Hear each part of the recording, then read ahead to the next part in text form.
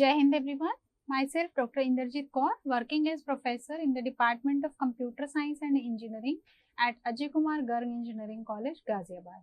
In this video series lecture, we will be going through the software engineering subject BTech 6th Sem at AKTU University. So in this lecture, we will be moving on to the second unit, software requirement specifications. As I said, we are doing the content for this PPT will be starting with the decision tables, IEEE standards for SRS, SQA, the ISO 9000 models, SCI CMM model, video link, then the summary of this lecture and then the references. As I said, we are doing for AKTU, Dr. APJ Abdul Kalam Technical University, Lucknow. So the syllabus for this is the second unit, SRS, that is we will be starting with the requirement engineering process, elicitation, analysis, documentation, how we are reviewing and management of user needs, the feasibility study, the information modeling, SRS document, IEEE standards for SRS, then SQA, verification and validation, the different SQA plans, SCI, CMM models. So, starting with the requirement engineering, this all unit is related to our Bloom's taxonomy CO2. So I can say that requirement engineering, it is a disciplined application of proven principles or methods to describe what our proposed system is intended or what will be the constraints and what will be the behavior for this. So it will describe what is for my system, I will not be focusing on the how. So my input is the problem statement prepared by the customer. What is my problem statement? So it will be a large document that will be telling me what all will be my requirements, what will be the specifications, all will be in a single document. So it will be containing the description of what is the system is doing rather than describing how it is going to do.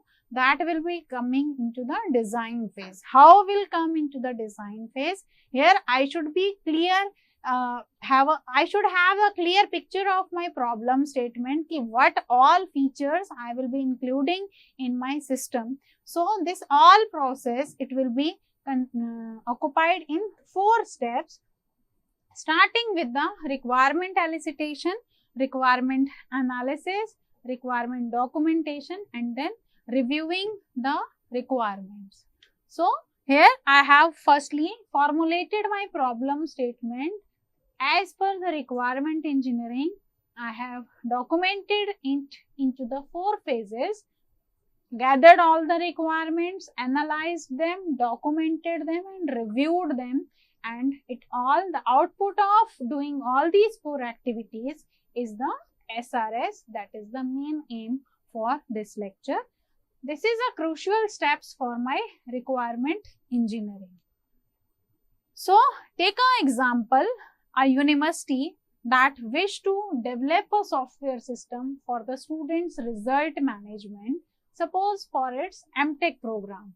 So a problem statement is to be prepared for the software development company. So the software development company will prepare the problem statement for this. It may give an overview for the existing system and the broad expectations for my proposed new software system. The problem statement is the university conducts 4 semesters MTech program. I should be clear which program I am meant and then how much semester it is being meant, and they are offered 4 theory and 2 practical exams during first, second and third semesters. In the 4th semester, the students have to give the seminar and submit a dissertation based on their area of interest, and how they are being evaluated. This is I am telling which courses they will be taking, and then I should be clear which course is being for how much marks. So the evaluation for every theory subject will be done out of 150, 100 for university conduct and 50 for internal assessments, means sectional exams, attendance and student assignment. And then how the evaluation for the practical exam, it is done out of 50, 25 for university and remaining 25 for the internal, in which students, they have given the lab record, given viva, and they have attended the labs. Then marks for the fourth sem, as I have said, ki there will be dissertation of 450 marks. So 200 is for internal and 250 is for external. So the if total marks in each subject of the student is 50%, then I will say ki student is considered pass, otherwise student is failed. So at any time, the latest information about subjects that are being offered in various semesters, that can be added, and they're along with their credit points, that can be also, they are also available to the on the university website. So it is required to develop a system that manages this information about the offered subjects in various semesters, how many students are being enrolled and how many marks they are being getting in different semesters. Then the system should also have the ability to generate a printable mark sheet student wise in their login, semester wise detailed mark sheets available at the registrar login, student performance reports, they are also to be generated. So this all has to be done. So it should be understood well by the company that has to maintain this, that all is coming under requirement engineering process. So in the first phase, requirement elicitation, it is known as the requirement gathering. So that means requirements are being identified with the help of customers and the existing system process. Then the second step comes the requirement analysis. It is the starting off with my gathering phase, first phase. So it is start with the requirement gathering phase. It is performing to identify the inconsistency and the defects. Then moving on to the requirement documentation, it is the end product of first and second, means known as SRS. I will be documenting all the gathered information and analyzing it, and the document that has been prepared is known as SRS, that will provide the foundation of software design. That is my next phase. So SRS, it will be acting as a contract between the developer who is developing and who is demanding it, means customer. So it is acting as a contract between the developer and the customers. Then comes requirement review. It is carried out to improve further the quality of the SRS, and it is also called as the requirement verification. We can say it either as a requirement review or we can say it as a requirement verification. There are types of requirement. There are three types of requirement. One is known requirement, something a stakeholder believes, knows it is to be implemented. Stakeholder means anyone who is directly or indirectly influenced by the system requirements. It can be either in the form of end users, it can be in the form of developers, testers, coders. They all are stakeholders for the systems. Second type of requirements, unknown requirements. It is being forgotten by any of the stakeholders, and then any stakeholders has requested it or demanded it. That comes under the unknown requirements. Then comes undreamed requirements. Any of the stakeholder is not able to think for the new requirement, and all of a sudden it came. It was just because of their limited domain knowledge. Then known, unknown and undreamed requirements, they can be categorized either in the form of functional requirements or non-functional requirements. Let us describe one by one. Starting with the functional requirement, it is related to the expectation from the intended software. Then it describes what the software has to do. Sometimes it will also specify what the software has not to do. So these all comes under functional requirements. Non-functional requirements means it is mostly the quality requirements that stipulate how well the software, what it has to do. Means for user, it includes the specification of the performance, availability, usability and flexibility. And for developers, we are taking care of maintainability, profitability and testability. Then comes the user requirements. They are written for the users and they will be including the functional and non-functional requirements both. System requirements, if we talk, they are being derived from the user requirement. Here we are talking they are part of the SRS.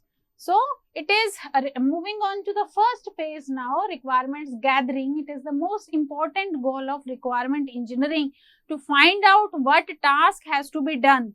Identification before moving on to the work is the most important part. So it is the ability that will help the problem to well understood. So it is conducted by asking questions, conducting reviews, writing down answers, asking other questions. So developer and users, they both have different mindsets. They both are expert in their own fields. There can be the chances of conflict. So it is very much important to have a gathering between these two stakeholders, so that there cannot be any kind of inconsistency. There should not be any misunderstanding or any kind of omission of requirements. So it requires the collaboration of several groups of participants who are from different backgrounds. What are the different methods for doing this requirement elicitation phase? First is taking the interview, conducting the different brainstorming sessions, following the FAST approach, that is facilitated application specification technique, moving on to the quality function deployment, and then last is the use case approach. So if we say I am conducting the interview, means after receiving the problem statement from the customer, the first step to arrange a meeting between the customer and the specialized developer, that is the first step for doing the requirement engineering, and it is to be done by the requirement engineer. Interviews can be two types. One is open-ended and another is structured. Both types are required. Open-ended means no preset agenda is there, and structured, when I have little bit understood, so a prepared questionnaire is being designed for conducting the interview, that will come under structured approach. Second step says I can conduct brainstorming sessions for requirement elicitations. It is a group discussions that will give us a lot of ideas quickly, and it will help us to move on to the creating thinking. So this technique, it can be done in various groups like actual users, middle level managers, or with all stakeholders who are being involved. So it handles conducting brainstorming sessions is very much fruitful, so as to avoid any conflict. So with the help of whiteboards or overhead transparencies or computer systems, we can do it so that every participant is visible. Nowadays it can be done online also. So after every session of brainstorming, a detailed report should be prepared by the facilitator, so that report can be reviewed and document can be prepared accordingly. Third kind is doing the FAST approach. It is very much similar to brainstorming sessions. It is a team oriented approach. We can do the creation of joint teams of customers and developers. Then FAST session preparation, how is it is being done? Each attendee is asked to make a list of objects that are part of environment supporting the system, that will be produced by the system, that are used by the system, in the meaning of list of constraints, functions and the criteria of performances. These are the activities that will be done by the FAST session, means every participant presents his or her list of objects, services or constraints. They combines this list for each topic and eliminates the redundant things.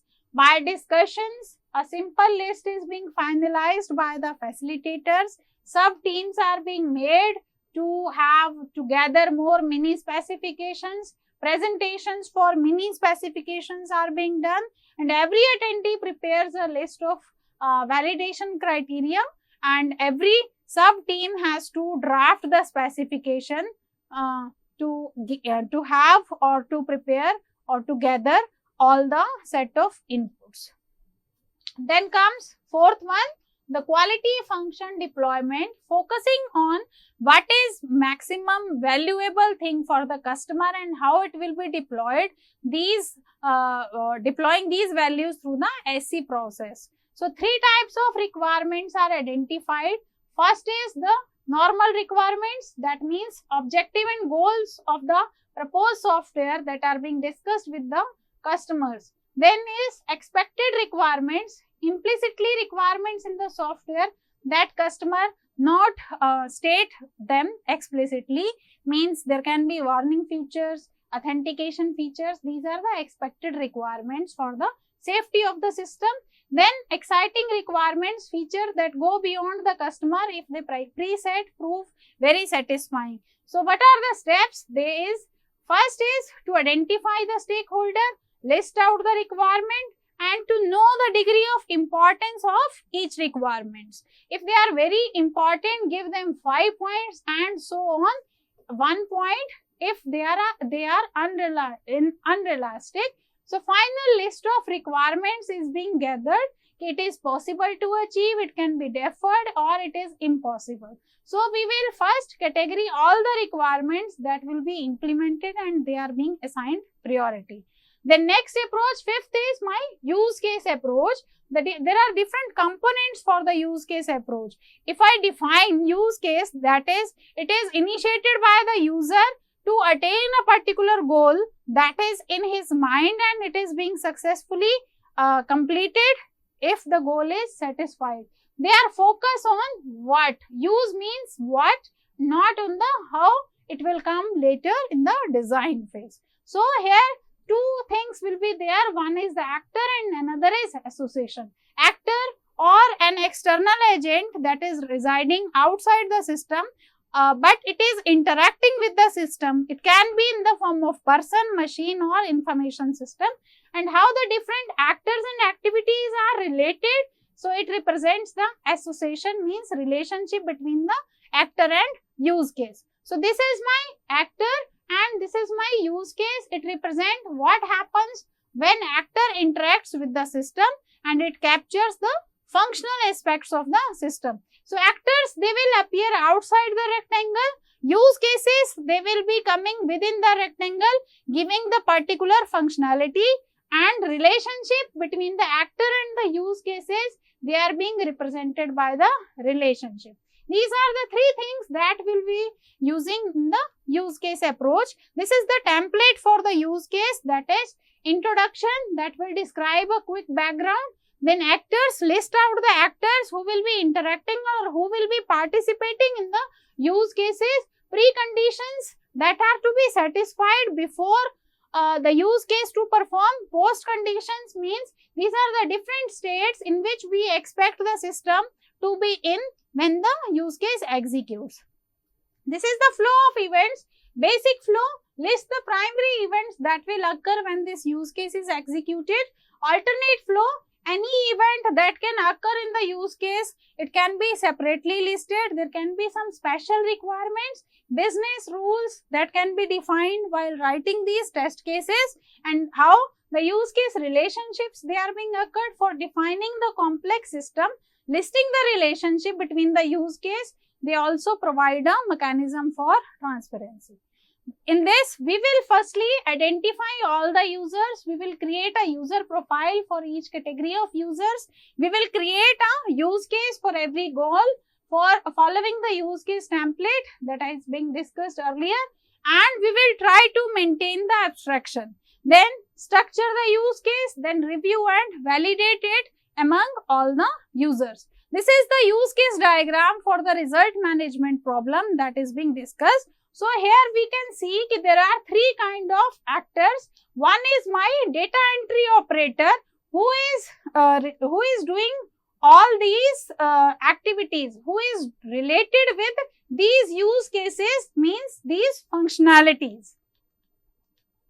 So maintain the student details, maintain subject details, maintain result details, logins, they all are being handled by a single actor that is data entry operator. These blue lines, they are telling us the relationship between the actor and the use case. Then there is one more second type of actor, that is known as administrator, who is responsible or who is being associated with the use case login, who is responsible for different kind of login provider, generate results, report cards, and then who can view all kind of results. And third type of actor, it can be in the form of student, it can be in the form of parent, it can be in the form of teacher, and the facility that is given to him is to view the result as per the roll number. Suppose we AKT OneView ERP, we feed the student roll number and we view the result. So this is my what use case, and this is my relationship, and these are my actors. So this picture, this diagram, it represents the use case diagram for result management system. So here for login, these are the introduction, actors, preconditions and post conditions being described as per the use case template, basic flow, altered flow, alternate flow, special requirements and use case relationship. These 8 points, they are being described for the login template. Similarly, templates can be discussed and described for every module. Introduction, let us have a quick review for one. So this use case, it describes how a user logs into the result management system. The actors are data entry operator, administrator or deputy registrar. There is no precondition. Post condition is if use case is successful, user will be able to log in. Basic flow is when the actor wishes to log into the system requests that the actor enters the name and password. Actor enters the name and password, system validates it and log into the system. Alternate flow, if there is an invalid username or password, then which kind of error message system should flow? There is no special requirement, no use case relationship. Then comes the requirement analysis. After doing the elicitation, we analyze, refine and scrutinize the gathered requirement. We review all the requirements and give the graphical view and then interact with the customer if there is any confusion.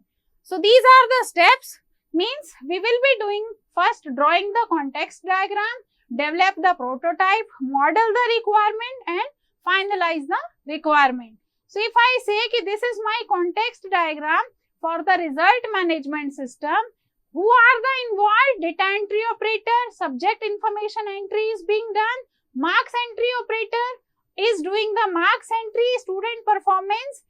These 3 kinds of output I can view by doing the 3 types of entry.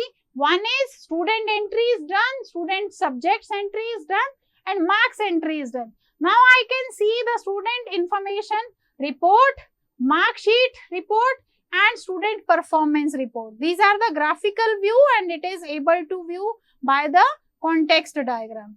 This is then comes the development of prototype. It is a very effective way to find out ki what customer exactly wants. After taking the feedback from the customers, we can know ki how quick we are, what is our cost, is it a low cost or high cost, or we can know about the limitations of the system by making this prototype. Then is how we can model the requirements. It is a process to draw the graphical representation of the function that can help to find the incorrect, missing information or inconsistent information.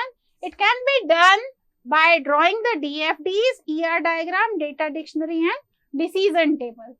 Then after doing all these, we can finalize all the requirements, find the inconsistency, find the ambiguities and draft the SRS document. Then comes DFDs. This is also known as DFD or a bubble chart. That is, here we are drawing, knowing about the flow of the data through the systems.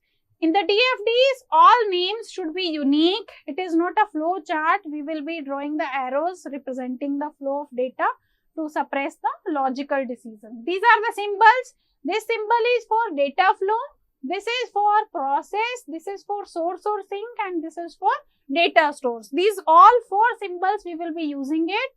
Operations in DFD, we can have a synchronous or asynchronous operations. If two bubbles, they are directly connected by a data flow, they are operate at the same speed.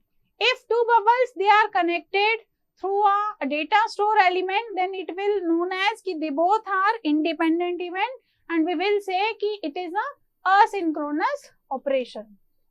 Developing DFD model of a system is done in 3 steps. First, construction of a context diagram, as we have written, that is known as a top level DFD or level 0 DFD. Then construction of level 1 DFD, expand the process of context diagram phase wise, and construction of lower level DFDs, decompose level 1 DFD recursively to go into the more detail. Then comes the data dictionary. It is a repository to store the information about all the data items. It is, I will say it is a organized collection of all the data elements, including the name of item, aliases, purpose, related data items, range, data flow, and data structure information. Then comes the ER diagram that will be discussed in the next lecture. Thank you.